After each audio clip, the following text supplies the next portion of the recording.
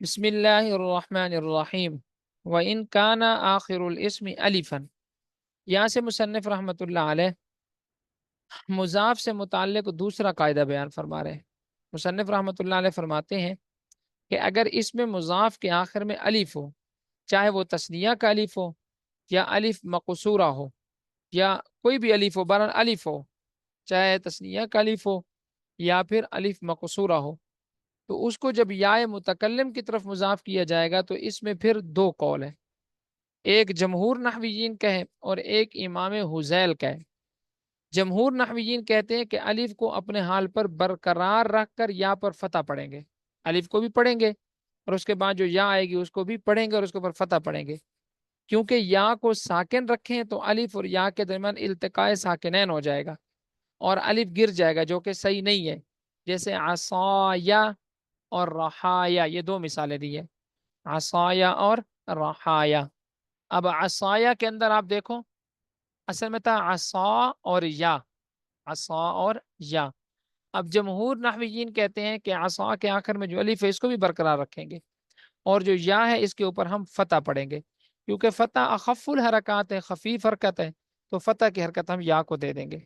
اب یہاں پر ہم یا کو ساکن نہیں کر سکتے، یا کو ساکن کریں گے تو اجتماعی ساکنین ہو جائے گا الف اور یا کے درمیان، پھر الف کو ہمیں حذف کرنا پڑے گا، جو کہ صحیح نہیں ہے۔ یہ تو ہے جمہور نحویین کا مذہب۔ اور امام حذیل رحمۃ اللہ علیہ کہتے ہیں کہ الف کو یا سے تبدیل کریں گے اور یا کو یا میں ادغام کریں گے اور پھر جا کر یا پر فتح پڑیں گے، کیونکہ اگر ساکن رکھے تو التقاء ساکنین کی وجہ سے پہلی یا کو گرانا پڑے گا، جو کہ صحیح نہیں ہے۔ لہٰذا ایک ہی صورت ہے کہ الف کو یا کر کے یا کا یا میں کیا کرو، ادغام کرو، اور ادغام کرنے کے بعد یا کے اوپر زبر پڑھو، عصیہ اور رحیہ مثال کے طور پر۔ یہ تو دوسرا قاعدہ ہو، بالکل آسان قاعدہ ہے کہ جس اسم کی آپ اضافت کر رہے ہیں اس کے آخر میں الف آ جاتا ہے، اس کے آخر میں کیا آ جاتا ہے، الف آ جاتا ہے۔ جیسے مثال کے طور پر مسلمانی، مسلمہ آخر میں الف ہے، دنیا آخر میں الف ہے، عصا آخر میں الف ہے، موسیٰ آخر میں الف ہے، کوئی بھی لفظ ہو سکتا ہے۔ تو اب اضافت کریں گے کیسے؟ تو دو مذہب ہیں، ایک جمہور نحویین کا اور ایک امام حذیل کا۔ جمہور نحویین کہتے ہیں کہ الف کو برقرار رکھا جائے گا اور آخر میں یا متکلم کی آئے گی تو اس کو ہم منصوب پڑھیں گے، جبکہ امام حذیل کہتے ہیں نہیں، الف کو یا سے تبدیل کر کے یا کا یا میں ادغام کر دو۔ یہ امام حذیل رحمۃ اللہ علیہ کا مذہب ہے۔ وَإِن كَانَ آخر الاسم، اور اگر اسم کے آخر میں الفن الف ہو، اب دیکھیں انہوں نے مطلقاً کہا ہے الف ہو، کوئی بھی الف ہو سکتا ہے، وہ تثبت، وہ ثابت رہے گا۔ یہ کس کا مذہب ہے؟ نحوی، جمہور نحویین کا عصایا و رحایا، جس طرح کہ عصایا اور رحایا، اصل میں تھا عصا اور رحا، یا آخر میں متکلم کی ہے۔ خلاف للحزیل، بخلاف امام حزیل رحمۃ اللہ علیہ کے، وہ کہتے ہیں کا عصیہ و رحیہ ایسے پڑھیں گے۔ کیا مطلب؟ کہ پہلے الف کو یا سے بدلیں گے، یا کا یا میں ادغام کریں گے اور یا کے اوپر پھر زبر آ جائے گا، عصیہ اور رحیہ۔ بالکل آسان قاعدہ ہے۔ وَإِن كَانَ آخر الاسم یاءً مکسورا ما قبلها، اب یہاں سے مصنف رحمۃ اللہ علیہ اس میں مضاف کا تیسرا قاعدہ بیان فرما رہے ہیں۔ فرماتے ہیں کہ اگر مضاف کے آخر میں یا ما قبل مکسور ہو، اور یا ما قبل مکسور کس کے آخر میں ہوتی ہے؟ اس میں منقوص کے آخر میں، جیسے قاضی، داعی وغیرہ، تو پھر اس صورت میں ایسے اسم کو جب یا متکلم کی طرف مضاف کریں گے تو دو حرف ایک جنس کے جمع ہو جائیں گے۔ جب دو حرف ایک جنس کے جمع ہوں گے تو یا کو یا میں ادغام کر کے دوسری یا پر فتح پڑیں گے۔ مثال کے طور پر جیسے قاضی، اسی طرح داعی۔ اب دیکھیں یہ دونوں اسم ایسے ہیں کہ ان کے آخر میں یا ما قبل مقصود ہے، یعنی یہ اس میں منقوص ہیں۔ جب ان کو اب یا متکلم کی طرف مضاف کریں گے دو یا جمع ہو جائیں گی نا، اور التقاء ساکنین کا قاعدہ لگے گا، اجتماع ساکنین کا، دو ساکن جمع ہو گئے اور دونوں ہیں بھی ایک جنس کے، اور جب دو ساکن ایک جنس کے ایک مقام پر جمع ہو تو آپس میں کیا کرتے ہیں؟ ادغام۔ تو یا کا یا میں ادغام کر دیں گے، ادغام کرنے کے بعد پھر دوسری یا پر فتح پڑھ دیں گے، قاضیہ اور داعیہ مثال کے طور پر۔ وَإِن كَانَ آخر الاسم، اور اگر اسم کے آخر میں یا ان مکسورن، یا ما قبل مکسور ہو، ادغمت الیا، تو یا کو ادغام کر دے، فی الیا، یا میں، وفتحت الیا ثانیتا، اور دوسری یا پر فتح پڑھ دے، لئلا یلتقی ساکنن، تاکہ اجتماع ساکنین لازم نہ آئے، تقول تو کہے گا فی قاضی قاضیہ کے اندر قاضیہ، دو قاعدے تین قاعدے ہو گئے۔ نمبر 4، وَإِنْ كَانَ آخِرُهُ وَاوًا مَضْمُومًا مَا قَبْلَهَا قَلَّبْتَهَا يَاءً وَعَمَلْتَ كَمَا عَمَلْتَ الْآنَ تَقُولُ جَانِي مُسْلِمِيَّةٌ۔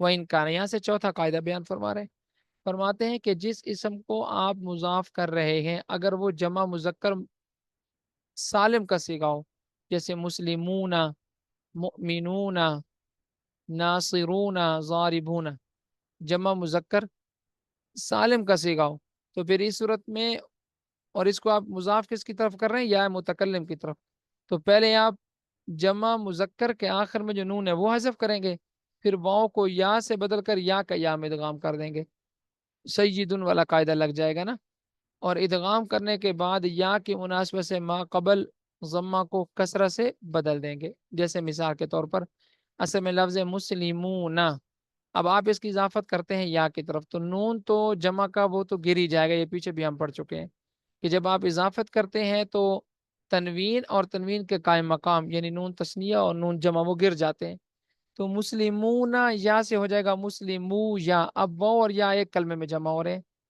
تو سیدن کا قاعدہ لگے گا، واؤ کو یا کر کے یا کا یا میں ادغام کریں گے، میں یہ ہو جائے گا مسلمو یا، پھر یا کی مناسبت سے ما قبل میم کو حرکت کسرہ کے دے دیں گے، یہ ہو جائے گا مسلمیہ۔ وَإِنْ كَانَ آخِرُهُ، اور اگر اسم کے آخر میں واون مضموم ما قبل، واو ما قبل مضموم ہو، قلبتها یاء، تو آپ اس واو کو یا سے بدلیں گے، وعملت، اور آپ عمل کریں گے، کما عملت الان، جیسا کہ ابھی آپ نے عمل کیا اوپر والے قاعدے میں، قاعدہ نمبر 2 میں، بلکہ قاعدہ نمبر 3 میں، تقول، آپ کہیں گے جانی مسلمیہ، وفی الاسماء الستة مضافة الى یاء المتکلم، تقول اخی و ابی و حمی و ہنی، وفی عند الاکثر، وفمی عند قوم، وزو لا یضاف الا مزمر اصلا۔ اب یہاں سے مصنف رحمت اللہ علیہ چوتھا قاعدہ بیان فرما رہے ہیں، یہ بھی آسان سا قاعدہ ہے،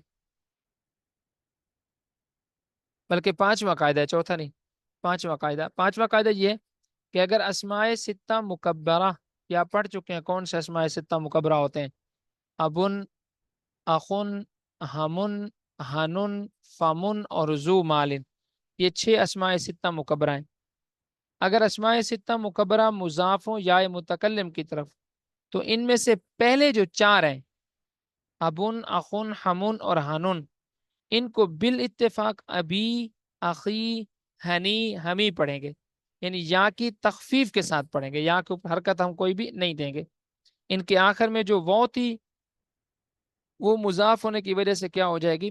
ختم ہو جائے گی، ابو سے ابی، اخو سے اخی، ہمو سے ہمی،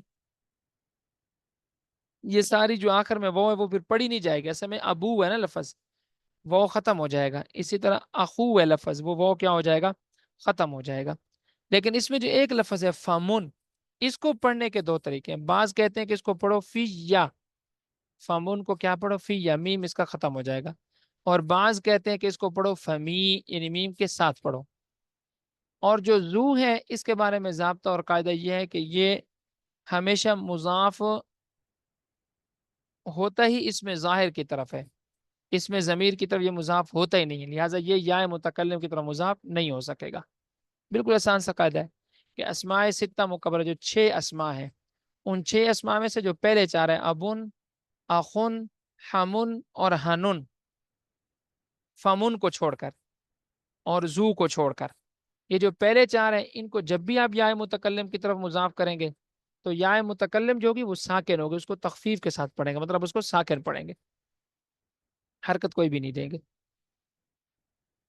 اور اسی طرح ان میں سے جو فمن ہے اس کی اضافت کے پھر 2 طریقے ہیں، یا تو اس کے میم کو ختم کر کے فیا پڑھو، میرا منہ، فیا کا ترجمہ کیا ہے؟ میرا منہ، فمن سے فیا ہوا ہے، یا پھر میم کے ساتھ پڑھو فمی، دونوں طرح سے پڑھنا ٹھیک ہے، اس کے بعد باقی بچ جاتا ہے اسماء ستہ میں سے ہمارے پاس زو، یہ اس میں ضمیر کی طرف مضاف ہی نہیں ہوتا، لہٰذا اس کا مسئلہ ہی ختم ہو گیا، وفی الاسماء الستۃ، اور اسماء ستہ میں مضافتن جب وہ مضاف ہوں الی یا المتکلم یا متکلم کے، تقول تو آپ پڑھیں گے اخی، ابی، حمی اور ہنی، اور فی یا عند الاکثر اکثر ناویوں کے نزدیک، و فمی اور فمی پڑھیں گے عند قوم کچھ ناویوں کے نزدیک۔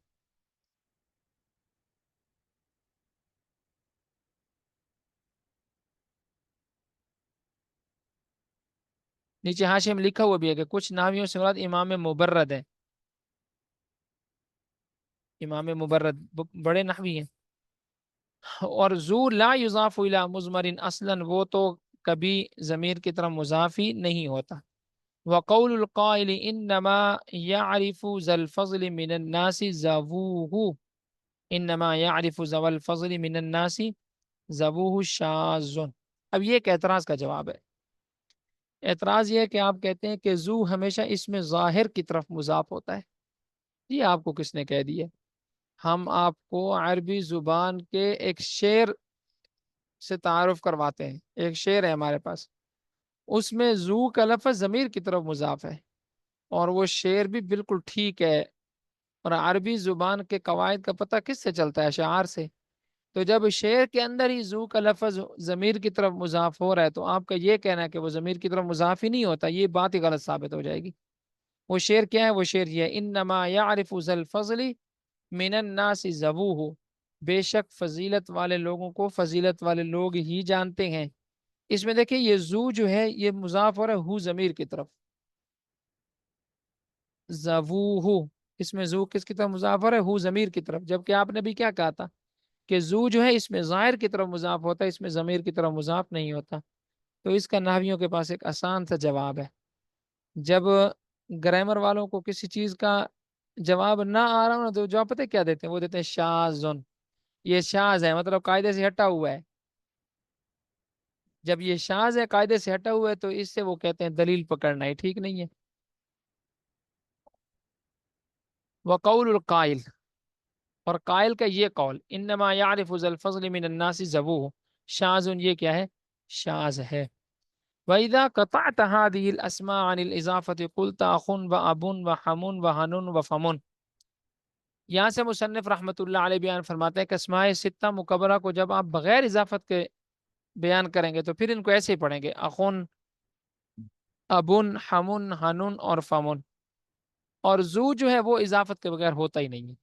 زو کے اندر دو چیزیں ضروری ہیں، ایک تو یہ مضاف ہوگا، اور دوسرا یا متکلم کی طرف مضاف نہیں ہوگا، کسی اور کی طرف ہوگا، یعنی اس کا مضاف ہونا بھی ضروری ہے، اور یا متکلم کے علاوہ کسی اور کی طرف مضاف ہونا بھی ضروری ہے۔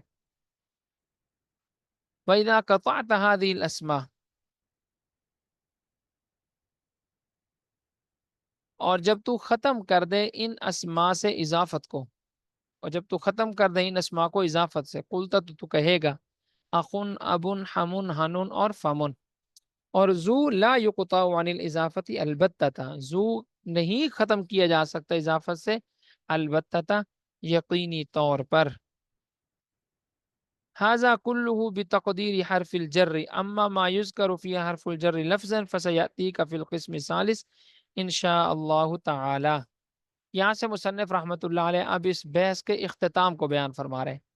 مصنف رحمۃ اللہ علیہ فرماتے ہیں پیچھے جتنی بھی بحث گزری ہے، چاہے وہ مضاف الیہ کی بحث ہو، اضافت لفظیہ کی ہو، اضافت معنویہ کی ہو، کسی کی بھی ہو، یہ ساری کی ساری بحث تھی اس صورت میں کہ جب مضاف اور مضاف الیہ کے درمیان حرف جر محذوف ہوتا ہے۔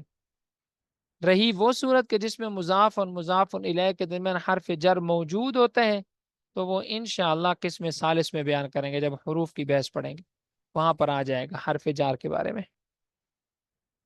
ہاذا کلہ، یہ سب کی سب باتیں بتقدیر حرف الجر، اس صورت میں ہے کہ جب حرف جر مقدر ہوگا۔ اما ما یذکر فی حرف الجر لفظا، بہرحال وہ صورتیں جن میں حرف جر کو لفظوں میں ذکر کیا جاتا ہے، فسیأتیک فی القسم الثالث ان شاء اللہ تعالی، وہ قسم ثالث میں ان شاء اللہ تعالی آ جائے گا۔ چلیں جس کو یہاں تک کرتے ہیں انشاءاللہ۔ جی طلباء کرام، سبق سمجھ میں آیا؟ کوئی مشکل تو نہیں پیش آئی؟ جی نہیں۔